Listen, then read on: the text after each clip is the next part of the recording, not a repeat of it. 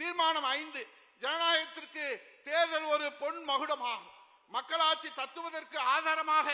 விளங்குவது மக்களின் வாக்குரிமை ஆகும். அத்தகைய வாக்குரிமையை நிலைநிறுத்தும் வாக்குப்பதிவு முறையாகவும் சரியாகவும் திகழ வேண்டும் என்பதிலே சிறப்பு தீவிர வாக்காளர் பட்டியல் திருத்த பணி SIR கழகம் வரவேற்கிறார். முறைகேடான வாக்காளர் பட்டியல் மற்றும் தில்லுமுள்ளுகளை நீக்கி தகுதியான வாக்காளர்களை கொண்ட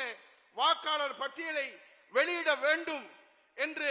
தீர்மானம் 5 முன்மொழிபவர்கள் அனைத்துலக எம்ஜிஆர் மன்ற செயலாளர், கழக செய்தி தொடர்பாளர் முன்னாள் அமைச்சர்